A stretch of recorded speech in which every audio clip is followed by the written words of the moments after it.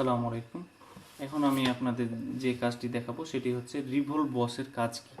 Revolve বসের কাজটা হচ্ছে কোনো বৃত্তাকার বেলনাকার, যেমন হচ্ছে বোতল, গ্লাস, এরকম কোনো কিছু তৈরি করতে হলে আমাকে রিভলভ বসের মাধ্যমে করতে হবে। তো আমি এখন রিভলভ বসের মাধ্যমে ফুটবল তৈরি করে দেখাবো। তো কিভাবে করব, প্রথমে আমি একটা প্ল্যান নিব। প্ল্যানটা নিলাম। প্ল্যানটি নেওয়ার পরে আমি স্কেচ পারমিশন নিলাম। স্কেচ পারমিশন নেওয়ার পরে একটি সেন্টার লাইন নিলাম। স্কেচে গেলাম, স্কেচ থেকে সেন্টার লাইন নিলাম, সেন্টার লাইনটা নিলাম।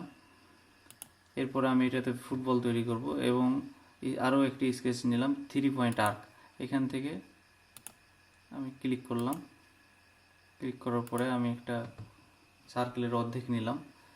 এবার ওকে করলাম। এবার যাব ফিচার্সে, রিভলভ বস। রিভলভ বসে ক্লিক করলেই আমার একটা ফুটবল হয়ে যাবে। এই যে এই বরাবর আমাকে 360 ডিগ্রি ঘুরাইয়ে দিয়েছে যে কি হয়। এর তো এটা 360 ডিগ্রি ঘুরালে একটি ফুটবল হয়ে যায়। যদি আমি এখানে 270 দিই তাহলে এক সাইড কিন্তু কেটে যাবে। এখানে যদি আমি 270 দিই, ওকে, তাহলে কিন্তু এক পাশ এইভাবে কেটে থাকবে।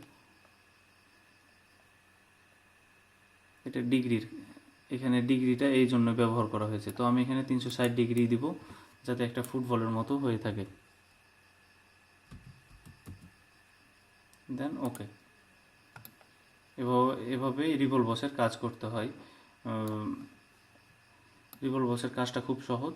এইভাবে আমরা রিভলভ বসের কাজ করব। এর মাধ্যমে আমরা বোতল, গ্লাস সব কিছু তৈরি করতে পারবো।